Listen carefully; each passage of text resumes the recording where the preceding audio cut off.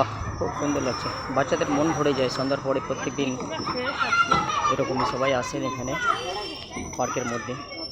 সারাদিন তো বাচ্চারা সকাল থেকে রাত পর্যন্ত পড়াশোনা নিয়ে ব্যস্ত থাকে, তার ফাঁকেও একটু খেলাধুলোর দরকার আছে। বাচ্চারা তো খেলছেন, সঙ্গে বাড়ির বড়রাও এসেছেন, নাগরদোলা চড়ছেন।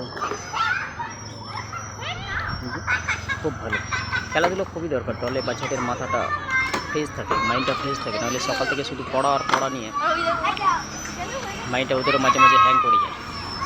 তো ওদেরকেও এরকমই সন্ধ্যার পরে একটু করে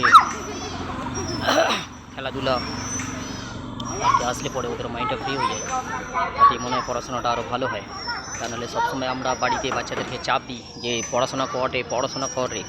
পড়াশোনা তো করা খুবই দরকার, জীবনে পড়াশোনা ছাড়া কিছু নেই, এটাও যেমন ঠিক তেমন এটাও ঠিক, বাচ্চাদের খেলাধুলাটাও খুব প্রয়োজন আছে। খুবই ভালো লাগছে। তবে পুরো লাইট না থাকার জন্য ভালো করে ছবিটি আসছে না। এই যে নারকেল গাছ, গার্ডেনটা খুব সুন্দর করে সাজিয়ে দিয়েছে, খুবই ভালো লাগছে।